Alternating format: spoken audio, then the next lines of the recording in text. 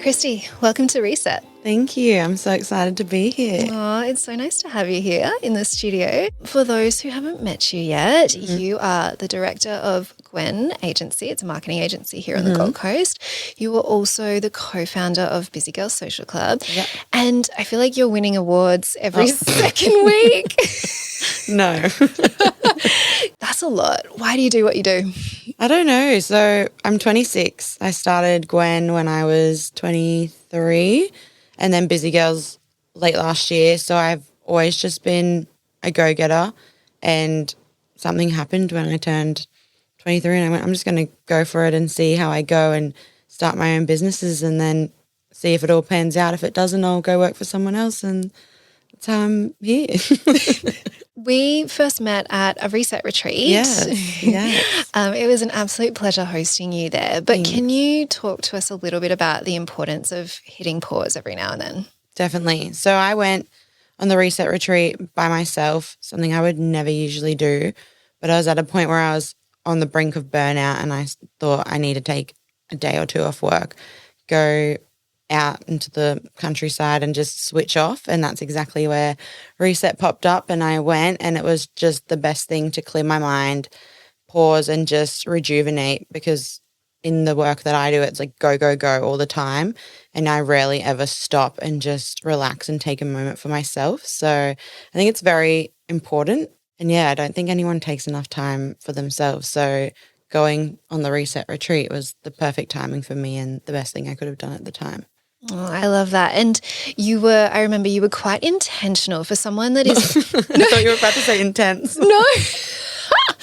I was going to say, oh no. No, it's not going that way. Intentional. You were quite intentional for someone that spends a lot of time on her phone for work. I remember at the retreat, you were like, you know what? My phone is going to stay. Yeah, I switched it off. I forgot about that actually. I've never ever done a social media cleanse, and I had my phone on me, but I put on airplane mode so I couldn't go on social media and I couldn't really text or call anyone. And it was so scary for me, especially at nighttime when you go back to your room, all you want to do is go on your phone and scroll. But it was so good. So I still took heaps of photos, but it helped me be in the moment. So I forgot I did that. It was a big change for me. I'm not used to, I'm always on my phone, always on my phone. Yeah, it's amazing how much even just going on a phone-free beach walk or something for an hour can feel like mentally I have been on a retreat. We're just so attached to these devices. Yeah, it's so bad. So bad. I'm always scrolling, always. Yeah. I need to do more intentional time where I'm off my phone. It's a blessing and a curse though, right? Because it's created probably so many opportunities. And like when I studied marketing many years ago, social media didn't exist. How crazy is that? That's crazy. Let's talk about in-person networking. So the concept of in-person networking sounds terrifying and really icky for so many people. Yeah. But I feel like you're a bit of an expert at it. Oh my gosh. And I know personally, whenever I go to a networking event, like I have to force myself to go there. Yeah, they're scary. They're scary. But then once you're there, I always come away like, oh, okay, I've met this interesting person. I've got these new followers on LinkedIn. Like this potential business opportunity comes from it. And it's so good. And I think people forget how important they are. What are some of the coolest things that have come out of in-person networking events for you? So when I started Gwen especially, I was sitting around like, where am I going to find clients? What am I going to do? And then I joined the Gold Coast Junior Chamber of Commerce. Then I ended up on the committee very quickly after.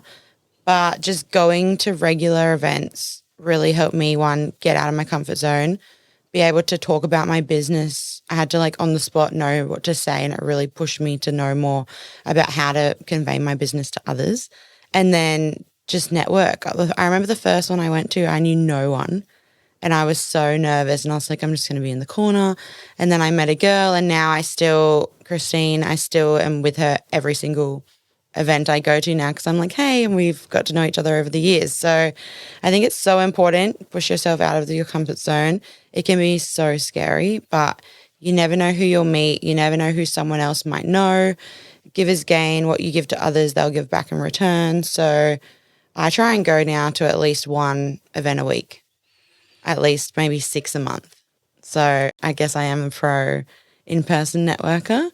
But I think for girls, especially in our 20s, it's hard to get out and meet people. And that's why I started Busy Girls at the end of the day, to meet other like-minded girls our age and form those connections. Yeah, beautiful. And if someone's like going to a networking event for the first time, whether it's Busy Girls or another one, what are some tips of how to just get yourself through the door and then somehow navigate that experience? I would, first of all, at home, put on a really nice outfit, make yourself feel good, spend some time doing your hair and makeup so you go in confident. And then as soon as you walk through the door and do the check-in, find someone else. Like, it doesn't matter. Everyone's there for the same reason. Everyone's there to meet other people. So don't be intimidated to go up to someone and say, "Hi, I'm Christie. What do you do? What's your name?" And start a conversation, because at the end of the day, everyone's going to these events to meet other people. So it can be intimidating, but just give yourself 3 seconds of courage and then go 1, 2, 3, okay, I'm going to do it, and just push yourself in the deep end. That's what I had to do. I love that. And everyone else in the room is feeling the same way. So if you're the one that extends like the introduction, you're probably just made someone's night and they're like, oh my goodness, thank gosh. Exactly. Yeah. With Busy Girls especially, one of our events recently, 3 girls came and they didn't know anyone. And then our next event, they all came together. So they met each other at the event, became friends, and came to the next one. So it's just so nice to see people meet like that. The same with me at Reset. Now I've worked with so many of the girls that I met at Reset. So you just never know where you're going to meet people and what connections you'll make. So they're great to go to. I love networking events. I feel like anyone that's still on the fence and like, no, not me, like can't go. I think the pandemic and the introduction of hybrid work and remote work and things like that, there's a lot of benefits of that, but there's also been a lot of negatives. And one of them is you're not in an office environment where you can be learning from others and sharing from others. And so I think, interestingly, in-person networking events are more important than ever. I agree. Especially in COVID, we were all stuck at home. We didn't get to see our friends, our family. And now I think networking events are on the rise because everyone just wants to get out and meet new people, especially for us that were in our 20s. We've missed such a big chunk of our best years of our lives because of COVID. So now we're all like, go, go, go, trying to meet new people. Yeah, for sure. And for anyone that isn't familiar with what Busy Girls is, can you tell us a little bit about it? Sure. So Busy Girls Social Club, Britt, my co-founder, and I started it November last year. Britt just moved back she was living overseas, then she moved to Melbourne, then she moved back to the Gold Coast. We had never hung out, just the two of us before. Her boyfriend went to school, similar grade to me, so we knew each other well, but I didn't know her that well. We got a coffee and she was saying she's struggling to make new friends. I was saying I was sick of going to networking events that were people, this isn't a bad thing, but all a lot older than me. Panelists I didn't really find an interest in, just sitting on round tables where you wouldn't actually meet people. So we just said, should we do like an end of year networking event, see who shows up? And it was vision boarding, and we ended up selling out in 48 hours, like 80 tickets. It was wild. And we did that in December last year. So we did vision boarding for the new year. All the girls came and it just popped off from there. So now we've hosted 12 events for like-minded girls in their 20s and 30s, and it's all influencer style events for the everyday girl. So it's cool. I love that. And I think there's interestingly quite a few networking events for people that are entrepreneurs or have their own business. Exactly. But I love that yours are for people that do work in corporate jobs as well as the entrepreneurs. And that's a really beautiful mix of industries coming together. And we've worked with really cool brands like High Smile and LSKD, Red Bull were at our last event, Land Rover. And a lot of these companies are also working with us because they want to meet the girls and find new employees or help them with career development. So it's interesting that the brands are coming on board from a career side of things rather than pushing their products. So it's definitely a very niche thing we've come up with. Niche, but also really needed. Really needed. I've been to a bunch of your events, and if anyone's listening and wanting to dip their toe into the networking space, like it's such a safe, friendly, beautiful experience. Thanks, so Ash. Highly recommend. Jumping to marketing now for a minute. If anyone's listening and they're wanting to explore a career in marketing in 2025, how would you suggest they get started? if they haven't done marketing before, experience, as much experience as possible, whether that be interning or just playing around with content creation. That's such a big part of marketing these days. Everything's video, everything's photo. So even if you play at home, editing videos, looking at TikTok, what's trending, Instagram, what's trending, trying to match the style of video content, that would be a great way to start at home. Otherwise, writing a list of your dream companies you want to work with and then figuring out the stepping stones to get there, whether that just be offering 1 day of experience a week or reaching out to local marketing agencies and saying, I really want experience. Can I come and do a day or two just to see what it's like and get my foot in the door? I would definitely say that's the best way to get in to start with. That's what I did when I first started. I was in Europe with one of my family friends and I said, I just don't know what I want to do. And she said, why don't you come intern for me? And I ended up staying there for 4 years. So yeah, I'd definitely say experience. And you've got a team now, a growing team. What do you look for when you're choosing who is allowed to join your beautiful agency? It's just so funny that we've ended up being a team of four or five of us now, all females. I am not against males at all. Any boys can come join the team. But all females, we're all in our 20s. And I guess it's just like-mindedness. Like we all are very similar. We're all driven. We're all creative. We're all hands-on. Everyone always asks me, because we've just recently moved to a hybrid model where we're doing 2 or 3 days together, 2 or 3 days from home a week. And everyone's like, how do you know the girls are working? I said, because they just run their own clients. They have the full responsibility. They're all very driven. They're all very organized and hands-on. And if they weren't on top of the work, I would hear about it from the clients. So I guess I'm very, very blessed that we're all very like-minded and they're just great girls. I'm very, very, very lucky. All we did yesterday was laugh together. So I'm very lucky. If someone is listening and they're thinking like, okay, I want to shake things up with my business this year and really invest in marketing, what areas should they be looking at? Depends on the industry, to be honest. But I've noticed recently a lot of businesses and industries are still not over the hurdle of social media or over the hurdle of digital. A lot of them are still very traditional. So I would say to look at the digital space, whether that be a law firm. You can still be running Google ads, Meta ads. You might not want to be on Instagram, but TikTok's going viral. Everyone's on TikTok. You could be giving your educational pieces on TikTok or industry knowledge. So I definitely think try and ease into digital if you're not. Otherwise, traditional's still doing really well. So whether that be appearances, like doing podcasts and getting your brand out there through sponsorships and partnerships, that's still a big way to go as well. What does it look like for a client coming and working with you? Because the client agency relationship is an interesting one and it can be an absolute match made in heaven. What should a client expect if they come and work with Gwen? Gwen, I feel like all we've had from feedback is we're very different in the way that we genuinely care about our clients. And if we are doing an analytics report and we see something drop, we are so worried and stressed because we want the client to do really, really well. So we're very hands-on. We don't cap time how often they can talk to us, how often they can ring us or email us.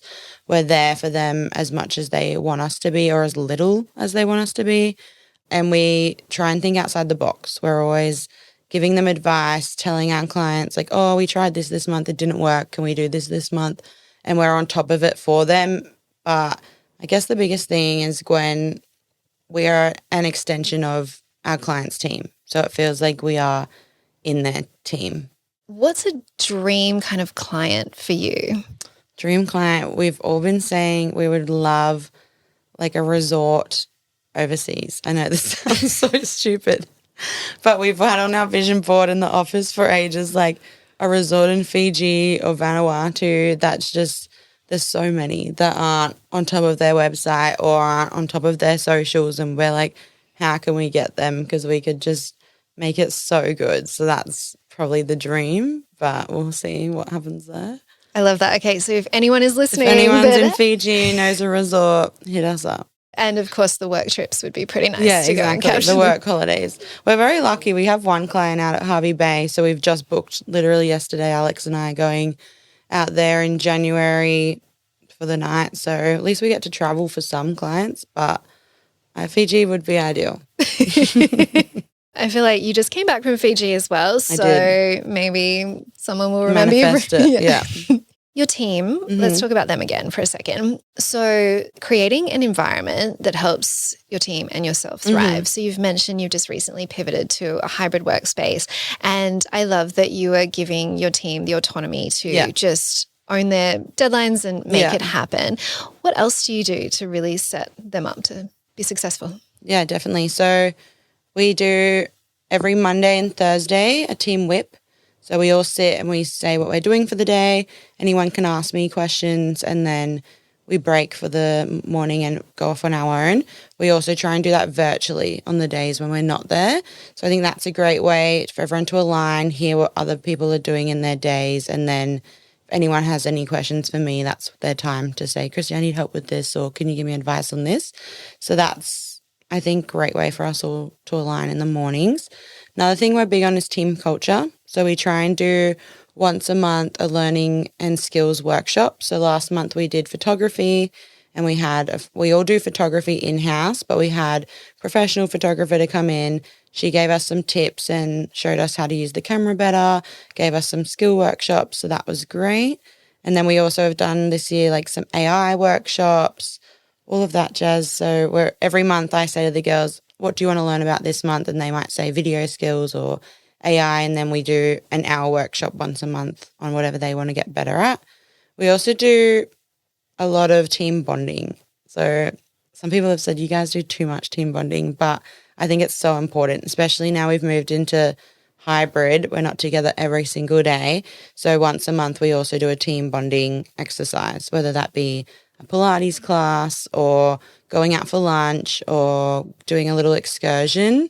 That's also super important. And then another thing we do is mid-year and a financial year retreat. So that's where we align on like Gwen's goals, where we all want to grow better for the rest of the year, what we can do for clients better, and just come together and have a fun time. So this year we went to O'Reilly's up in the mountaintop, and it was just beautiful to be out in nature and with the animals and just to all align together. That really shines through in the work that you do as well. Thanks. And I love following you on LinkedIn and getting to see kind of that behind the scenes of what it takes to run an agency and what your team are up to. If we were having this conversation in 12 months' time, oh gosh, yep. What would you tell me that you've achieved over the year? It's just crazy because the last 12 months I never thought I'd be where I am now, and I made my vision board and I had on it like the Gold Coast Young Entrepreneur Awards and the Bulletin Women of the Year Awards, thinking I'll just put them on there and see what happens, and then it all happens. So I haven't done my 2025 one yet, but I would hope that we might have another 1 or 2 staff members, more clients. We really want some bigger clients that want full suite service. So that would be like social media, emails, ads, a whole range of services rather than one. So I guess growing our clients, growing our team, and then busy girls as well. I'd love to be doing more regular events and interstate events. So they're probably my 3 biggest career goals for the next 12 months, but I'm in a really happy, good place at the moment. So I hope I'm still that same place in 12 months' time. I feel like you just made your vision board. Do you reckon? I should go do it this afternoon probably. Put all the photos on it. I'm such a visual person. Do you think being able to name and visualize a goal actually increases the chance of it happening? 100%. I am such a goal setter and a list person, and I have to set out, like I do it at least 3 times a year. I break into like 5 different categories, like health, money, career, relationships, break it all out, put in at least 5 goals and then what I'm going to do to achieve them. So I am such a list organized person, but I think that's so important to then visualize it, put them all onto a vision board and have it somewhere in your room to look at every single day. Absolutely. You recently went back to your high school. Yes. And presented. Yes. If you could go back in time and give your younger self any advice or words of wisdom, what would you say?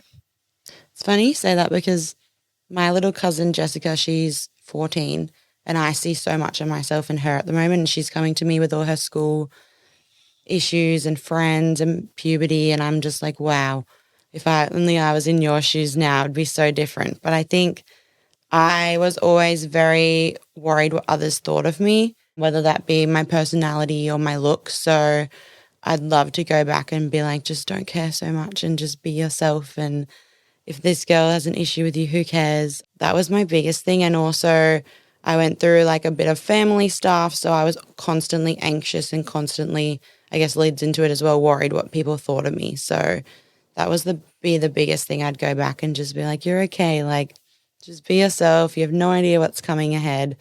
And just people like you. It doesn't matter if they don't, and move along with that. Yeah. And if the 90-year-old Christie could give you some advice right now, what would she say? Relax. Stop stressing. That's all I do. And to just, again, be yourself. I guess the same thing I'm telling my younger self. I don't know. I feel like the last 5 years of my life, I've been go, go, go with work and my personal life.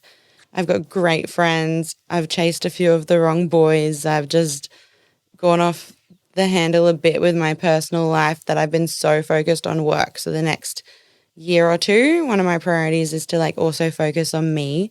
And like we were talking about with the reset retreat, just taking more time for myself and learning about myself and letting go of past relationships and things that I don't need in my life anymore and looking towards a better future. Do you read books? Love books. Love books. You saw that at the retreat. I loved reading my books.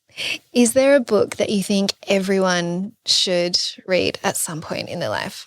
I was recently recommended Manifest by Roxy Nafusi. I think that's how you say her name. And I've already finished it. I finished it in a day. It was so good, and it gives you little prompts and cues to write stuff, and it also helps you change your whole mindset of like getting out of the negativity and focusing on the positivity. So I'd highly recommend it. Like I'm going to read it again over Christmas break for the second time because it's literally changes your whole mindset. Powerful. Do you think you'd ever write a book?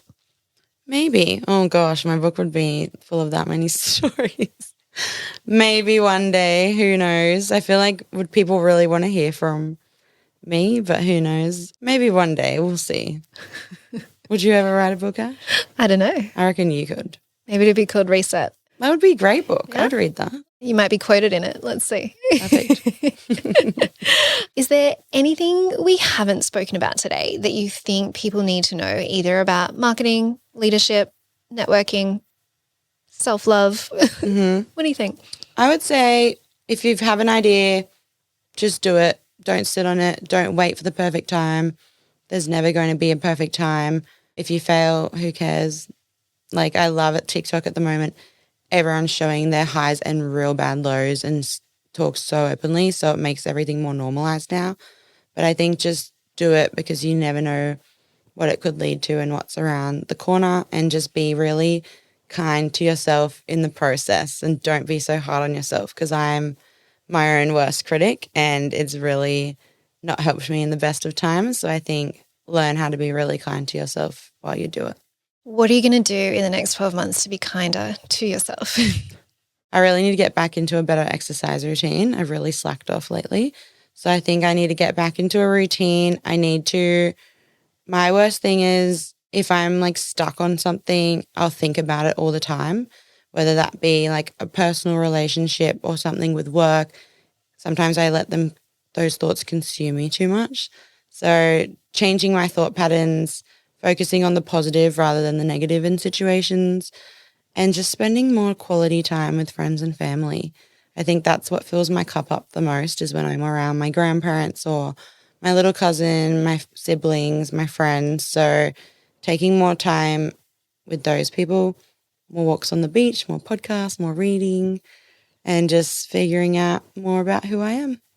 Do you want to say hi to your grandparents? I think that's pretty cool to have their names mentioned on a podcast. I'm so lucky. I have all 4 grandparents still here. So Cynthia, Laurie, Paul and Diane, they're all amazing, and I'm very lucky to have them still. I'm sure they're so proud of you. Oh, thank you. Yeah. I recently won the Gold Coast Bulletin Women of the Year People's Choice Award, and my grandpa bought the paper, was circling me in love hearts, sending me photos of me in the paper with the big love heart around me. My other grandma, she was saving them all daily. So I'm so lucky. They're like my biggest supporters. Oh, it's so beautiful. So cute. It's so cute. Personal branding, before we wrap this up, you've done an excellent job. Do you think? Wow, thank you. Yeah, you've done an excellent job at building your personal brand. And I think no matter where you go in your career, that brand follows you, right? Like it translates. If anyone's thinking, okay, I know a personal brand's important, I need to start showing up more in the new year, what should they be doing? Like what platforms, like how do you start building a personal brand? I feel like my personal brand, correct me if you think I'm wrong, is not on Instagram. Like Instagram is just me, here's my life, here's my friends, this is what I'm doing day to day. I don't really care about following on Instagram or anything like that because it's more just what I've always done. LinkedIn's where I've really focused this year without even realizing it. So I told myself at the start of the year I was going to post 4 to 5 times a week on LinkedIn.